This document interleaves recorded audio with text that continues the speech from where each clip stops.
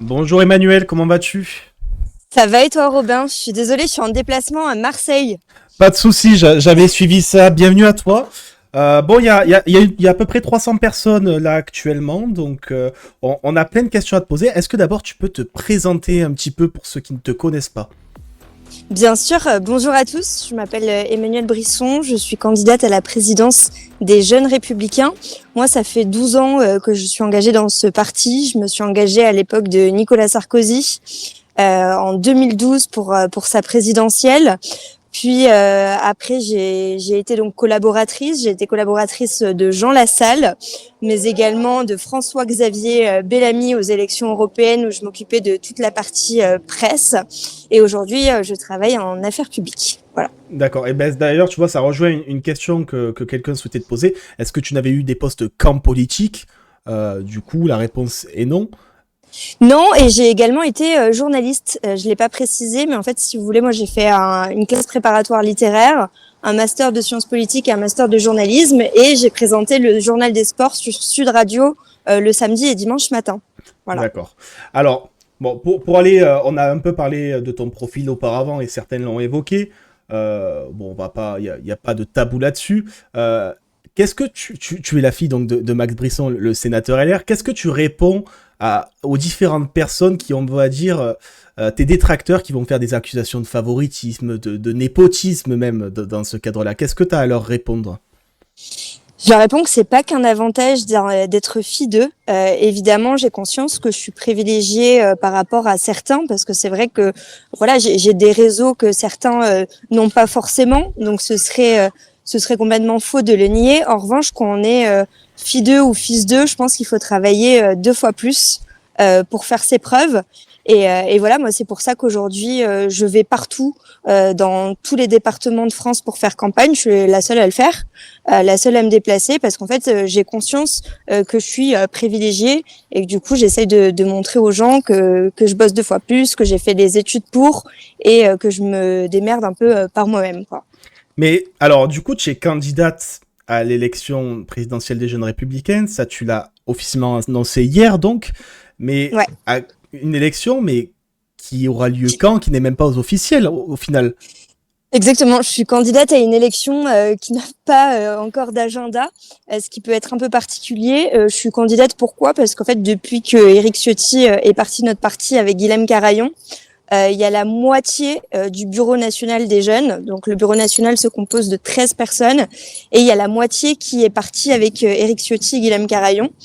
Donc selon moi, j'estime que ce bureau actuel est complètement illégitime et je pense que si on veut refonder notre parti, il faut également refonder le mouvement jeune. Et aujourd'hui, on peut pas seulement avoir une élection pour nos aînés.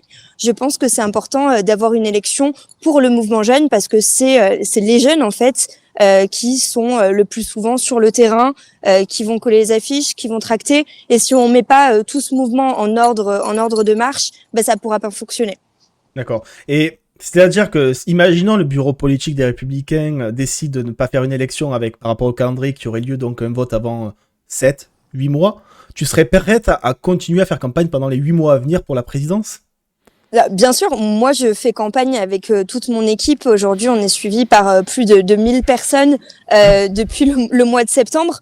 Moi, je continuerai parce qu'on estime en fait que ce bureau national ne peut pas fonctionner. D'ailleurs, on le voit bien entre eux, ils se déchirent tous. C'est pas un bureau qui fonctionne. Donc, on continuera jusqu'à faire flancher cela. Et voilà, on a déjà fait une tribune sur Valeurs Actuelles avec plus de 400 jeunes, dont une cinquantaine de cadres jeunes. Et si aujourd'hui nos aînés ne veulent pas nous écouter, on continuera d'être en opposition, bien sûr. Et du coup, tu parles de tribune, et c'est vrai que tu es pas mal amatrice de tribune ces derniers temps, on a vu ça juste avant. T'as aussi fait une tribune pour la dissolution de la Jeune Garde. Est-ce que tu peux un peu nous en parler? C'est un projet qui est porté par Bruno Retailleau. Bruno Retailleau a dit qu'il voulait dissoudre la Jeune Garde, qui est justement un mouvement un mouvement d'extrême gauche qui est très violent envers non seulement les militants de l'Uni, de la Cocarde, mais aussi envers des jeunes LR et des macronistes. Et en fait, moi, je regrette qu'il y ait personne dans notre parti qui ait porté ce sujet. Moi, j'ai vu que le Rassemblement national en parlait et je trouvais ça dommage. Et donc, je me suis dit, il est temps de faire quelque chose. Donc, moi, j'appelle Bruno Retailleau, notre ministre de l'Intérieur, à dissoudre la jeune garde. Ouais. D'accord, bah, et c'est très bien que tu fasses le saut sur Bruno Retailleau, parce que on est à ce qui s'apparenterait être potentiellement une future guerre des chefs au sein des Républicains. On va pas se mentir, malgré les petites phrases en disant on veut pas la guerre, etc. On sait toujours comment ça finit chez les Républicains, et d'ailleurs ça fait sourire et se moquer les autres responsables politiques. On avait vu Marine Le Pen il y a quelques jours qui disait que ça faisait du spectacle, les primaires chez LR. Euh, qui tu soutiens, Retailleau ou Wauquiez? Ou une troisième voie? Moi, je soutiens Bruno Retailleau. Pourquoi? Pourquoi Parce que déjà, j'estime que Bruno Retailleau n'a jamais été à la tête de notre parti, contrairement à Laurent Wauquiez, et également parce qu'en fait, depuis le départ d'Éric Ciotti, je trouve qu'on n'a pas eu de véritable refondation au sein de notre mouvement. On avait la chance d'avoir Michel Barnier comme Premier ministre, Bruno Retailleau comme ministre de l'Intérieur, et en fait, on reprenait des couleurs, mais pas grâce au parti. Grâce à l'action qui a été menée et qui est menée au gouvernement. Et en fait, je trouve ça malheureux que notre parti n'était pas en ordre de marche, c'est-à-dire que pendant plusieurs mois, on recevait pas de mail, à part pour nous demander d'adhérer, pour nous demander de l'argent. Il y avait pas de communication sur les réseaux sociaux. Et en fait, moi, je trouve ça dramatique. Je me dis, c'est pas possible. Ça fait 8 mois qu'il se passe plus rien. Et en fait, on a reçu un manifeste de refondation qui faisait 8 pages, quoi. 8 pages en 8 mois. Donc, moi, j'estime qu'aujourd'hui, il faut tourner une page. Il faut faire monter une nouvelle génération. Moi, j'ai été candidate aux élections législatives et ce qu'on me disait, c'était, on n'en peut plus, on voit toujours les mêmes. Et je pense que c'est aussi pour ça que LR peine élection après élection à faire adhérer, à ouvrir et à rassembler. Et en fait, j'ai l'impression que Bruno Retailleau, lui, a un vrai projet de rupture et c'est pour ça que je le soutiens aujourd'hui. D'accord. Et du coup, qu'est-ce que tu penses du fait d'avoir cette double casquette, d'être à la fois ministre, président de parti? On a entendu par exemple Prisca Thévenot sur TF1 il y a quelques jours dire comme quoi maintenant les Républicains aussi se mettaient à faire du en même temps, en cumulant les postes potentiellement. Qu'est-ce que tu réponds à ça quand on dit bon ben cumuler 2 postes à responsabilité, est-ce que c'est vraiment faisable quand on est Premier ministre? Bah, moi, je trouve ça marrant parce que Emmanuel Macron était à la fois président de la République et président de En Marche. Nicolas Sarkozy a été ministre de l'Intérieur et il a repris le parti. Et puis, Laurent Wauquiez, il est quand même président de groupe. Donc, si on nous dit, oui, il faut quelqu'un qui s'y consacre à plein temps, bah, très bien, mais qui est-ce qu'on trouve? Non, moi, je trouve que c'est une fausse accusation. Pourquoi est-ce qu'il y a autant de réflexion de la part à la fois, tu l'as rappelé, donc du camp macroniste, mais aussi du Rassemblement national? C'est parce qu'en fait, Bruno Retailleau, aujourd'hui, il est à 85% d'opinion favorable chez les électeurs de droite et il fait consensus aussi bien chez les électeurs macronistes que chez les électeurs du RN. Donc, il leur bouffe des voix. Et j'ai l'impression que c'est un peu l'homme à abattre aujourd'hui parce que il plaît, Bruno Retailleau. Il plaît à tout le monde et quand on plaît, bien sûr, ça dérange les autres camps.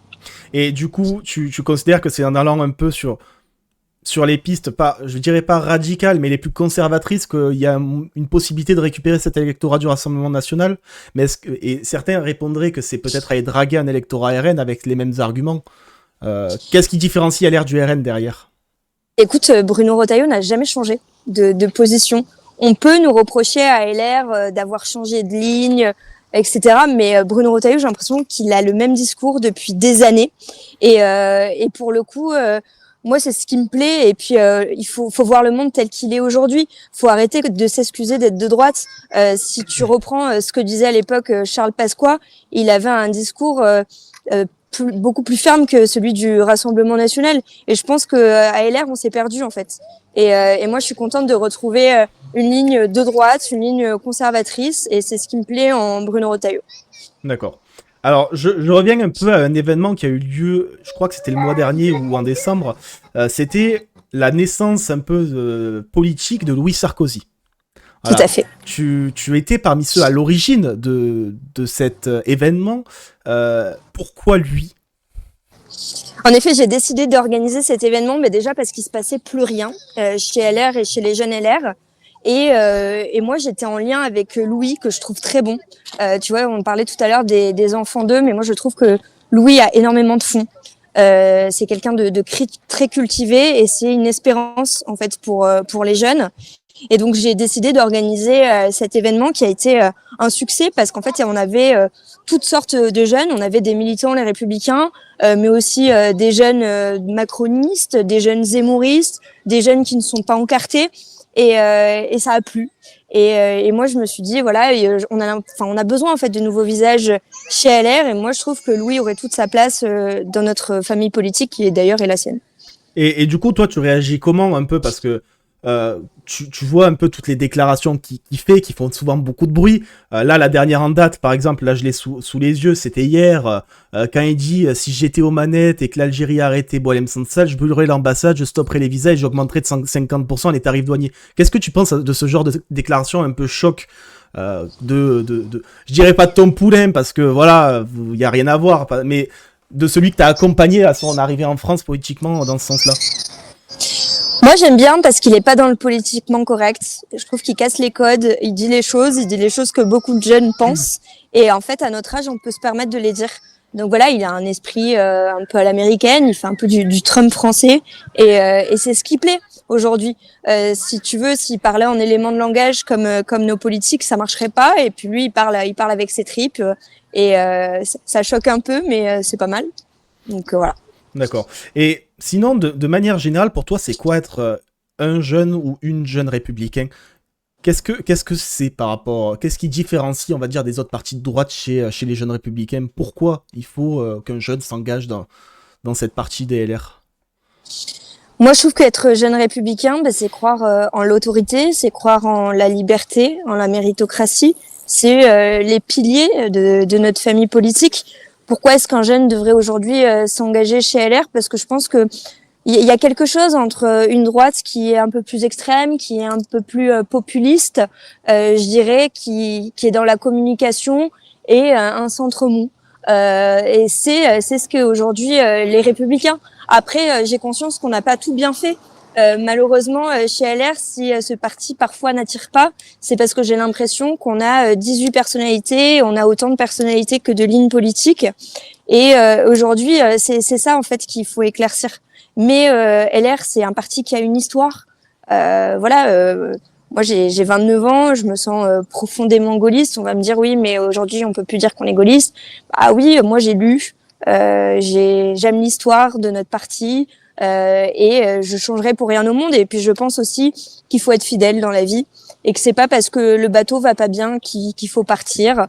Moi j'ai pas voulu rejoindre Éric Ciotti quand il a pris cette décision l'été dernier et honnêtement je trouve que j'ai bien fait. Et en fait quand ça va mal, faut relever le bateau et puis voilà, on est une famille et c'est ce qui me plaît chez LR, quoi. Alors, de manière générale, à LR, et c'est d'ailleurs ce qui est un peu dit dans les médias de la droite de manière générale, mais aussi des LR, il y a une forme un peu de trumpisation dans le côté populiste, dans le côté un peu remettre en cause beaucoup de choses. Qu'est-ce que tu penses? Est-ce que tu penses que Trump, c'est un modèle à suivre en France? Moi, je pense qu'il faut qu'on arrête de vouloir copier les Américains. Honnêtement, je pense que déjà, il faut reconnaître notre propre identité. Enfin, je trouve qu'on n'est pas suffisamment fiers d'être français aujourd'hui. On le dit pas assez. Et moi, je pense que non, faudrait pas copier le modèle trumpiste. Faut créer notre propre modèle et voilà, pas avoir peur d'être patriote. Après tout, il n'y a pas que le Rassemblement national qui a le droit d'être patriote. Nous aussi, on a le droit. Et je pense qu'aujourd'hui, nos dirigeants, nos cadres LR devraient davantage parler de notre histoire, de parler de la France. Et alors, tu n'es pas sans savoir les déclarations de Bruno Retailleau, notamment sur la question de l'état de droit. L'état de droit, c'est quelque chose qui a une certaine importance historique, qui a été basé, construit sur des événements historiques et autres. Tu es aussi sur la remise en cause de l'état de droit en fonction on va dire, de l'opinion publique ou pas?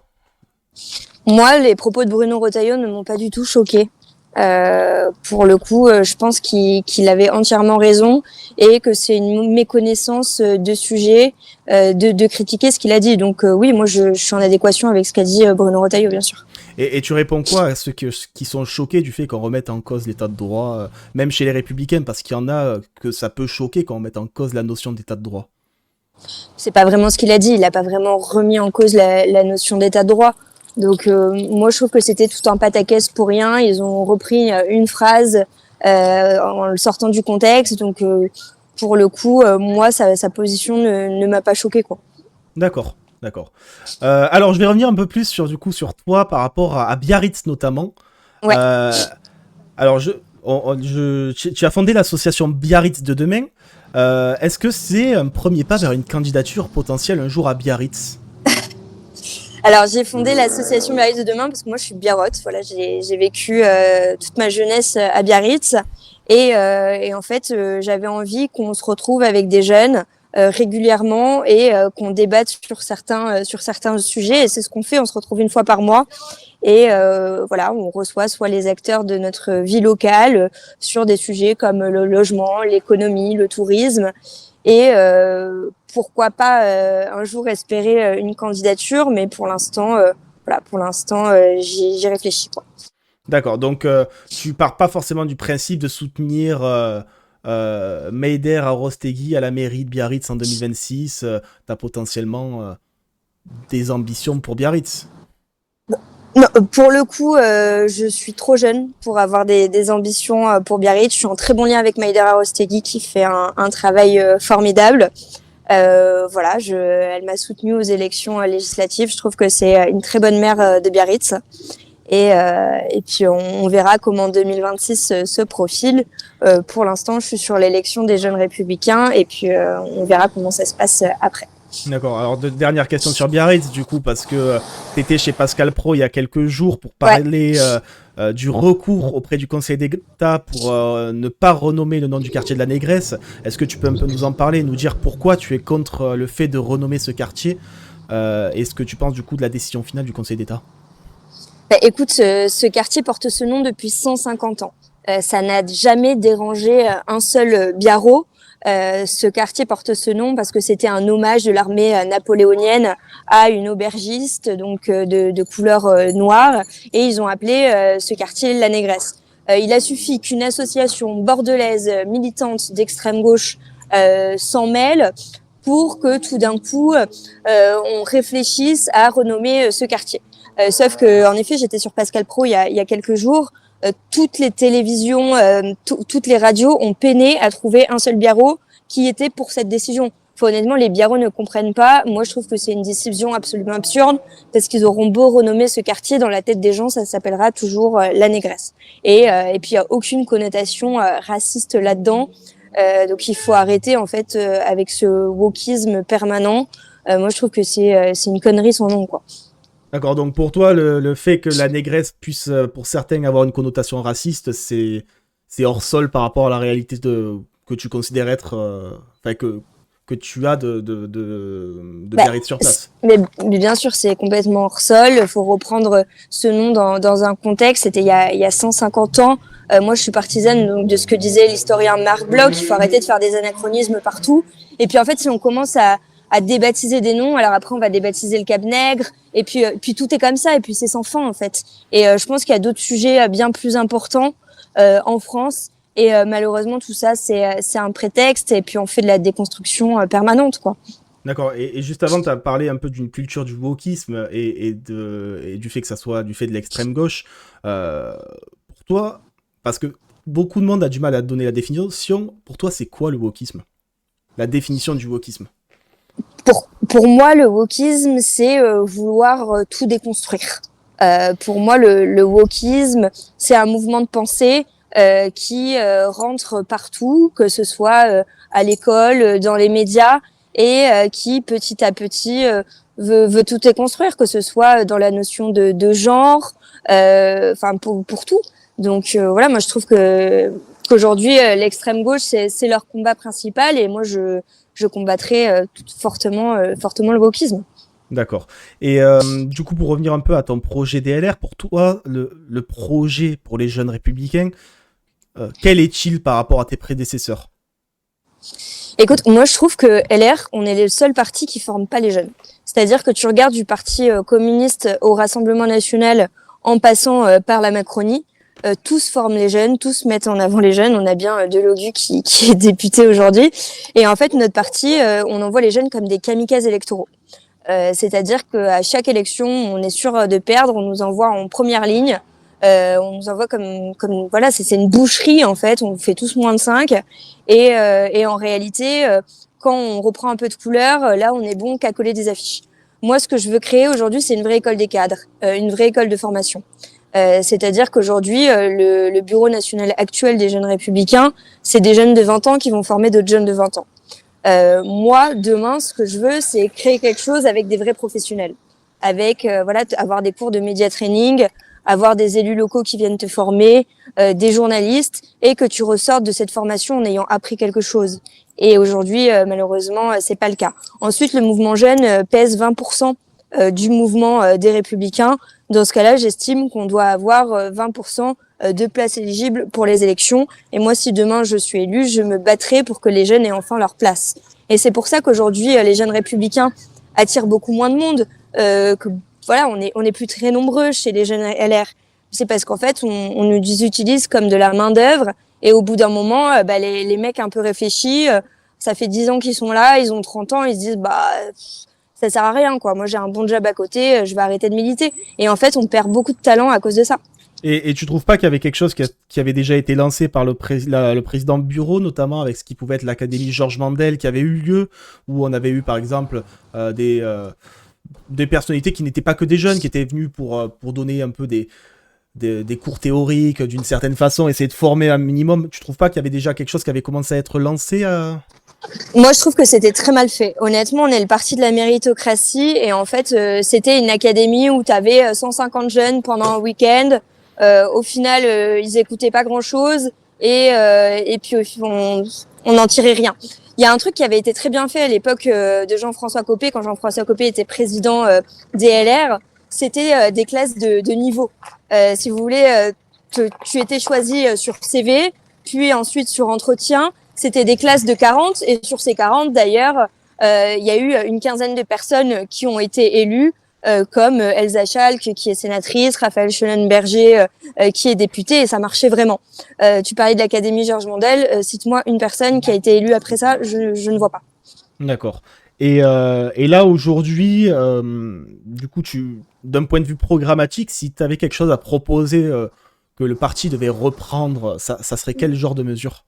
Parce que tout à l'heure, tu parlais de l'université, par exemple, je sais que tu soutiens l'Uni. L'Uni, par exemple, ils sont pour les tickets resto, les tickets resto étudiants.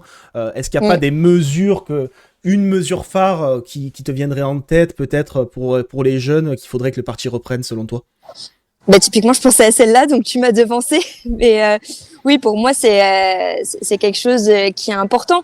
Et puis aussi, moi, il y a autre chose qui m'intéresse, c'est que moi, j'écoutais les propos de Laurent Wauquiez il y a quelques semaines où il défendait fortement les retraités. Moi, je pense que ceux qui peinent aujourd'hui le plus, c'est les jeunes actifs. C'est pas les retraités. C'est pas les retraités qui ont vécu pendant les 30 glorieuses, qui ont des plutôt belles retraites, alors que nous, notre génération peine. Et je trouve que malheureusement, on nous défend pas assez, on nous met pas assez en avant. Et je pense que c'est autour de cette question-là qu'il faudrait creuser.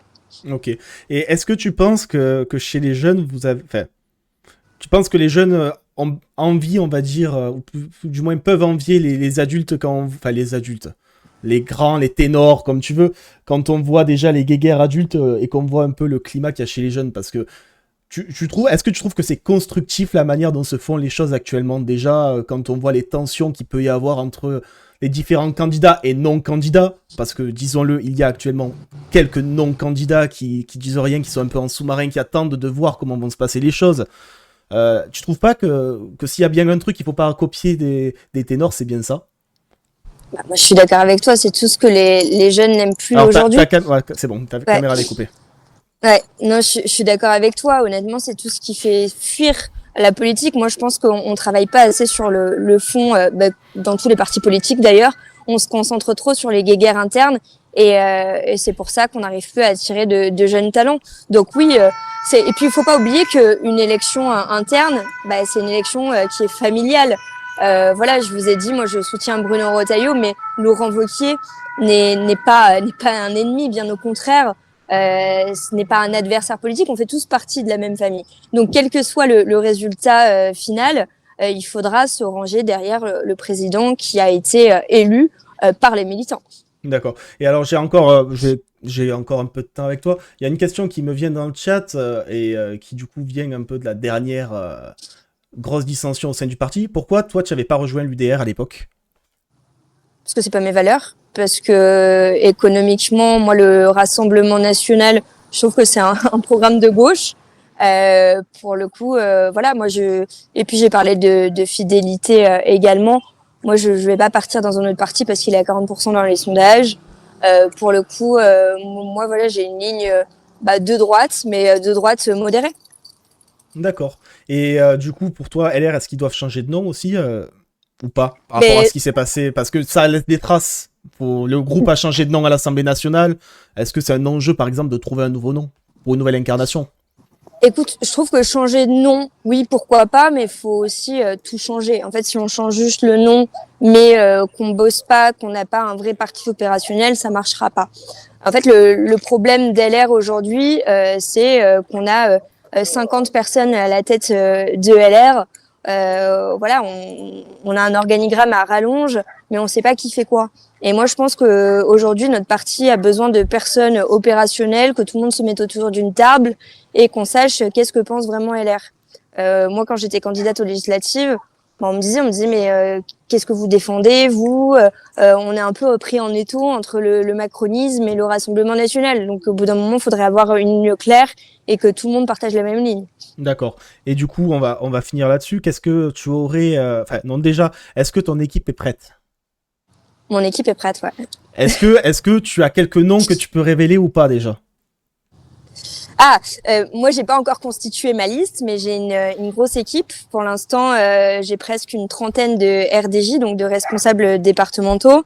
J'ai énormément de présidents de fédé qui me soutiennent. Mais là, voilà, j'ai fait un déplacement à Marseille ce matin avec Ludovic Pernet, le RDJ des Bouches-du-Rhône, qui me soutient. On était plus d'une cinquantaine de jeunes. Donc voilà, j'ai presque toute la Nouvelle-Aquitaine également avec moi parce que je viens de là-bas, une grande partie du Grand Est. Donc voilà, quel nom tu veux savoir? Oh, je sais pas, si tu es la tête de liste, tu es forcément la présidente, donc est-ce que déjà il y a une idée de qui serait ton vice-président? Peut-être ton numéro 2? Écoute, moi ce que j'ai dit à tout le monde, c'est que je suis pour la méritocratie et que les personnes qui bosseront le plus dans la campagne seront récompensées. Moi, je déplore que dans les BN précédents, il y a eu beaucoup de copinage.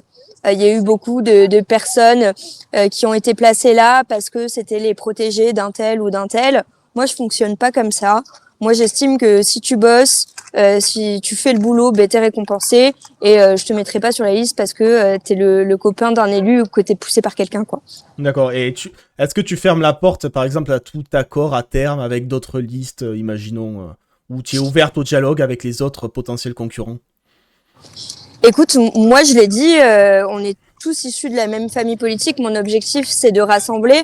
Après, voilà, moi j'estime que les concurrents actuels, ils sont issus du Bureau national. Moi, je suis quand même très critique envers ce Bureau national. Je trouve qu'il y a eu un immobilisme total. Donc, au bout d'un moment, j'estime qu'il faut aussi avoir une rupture, que ce soit à la fois pour le parti, pour nos aînés, mais aussi pour les jeunes. D'accord, ben je vais juste proposer un nom peut-être. Louis Sarkozy, il pourrait faire partie de cette liste? Tu lui demanderas. Ah ben, je sais pas, hein, je demande, on ne sait jamais. Eh ben écoute Emmanuel, je te remercie. Alors dernière question, est-ce que tu accepterais, si ça venait à être possible et que les autres l'acceptaient, de faire un débat avec les autres? Mais avec joie, moi je demande justement à ce qu'il y ait un débat. Visiblement, c'est mes adversaires qui n'en veulent pas. Donc moi je suis ouverte au débat. D'accord, ben écoute, je te laisse conclure en expliquant pourquoi faut te rejoindre et te soutenir et on en restera là pour aujourd'hui, je te remercie.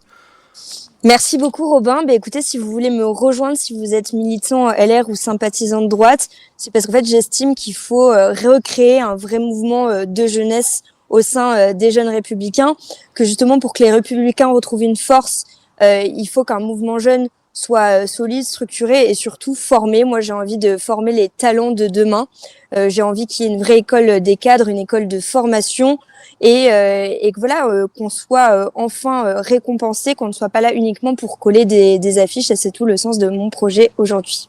Je te remercie Emmanuel, je te souhaite bon courage pour ta campagne. Merci beaucoup, merci à tous. Au Bonne revoir. journée, au revoir.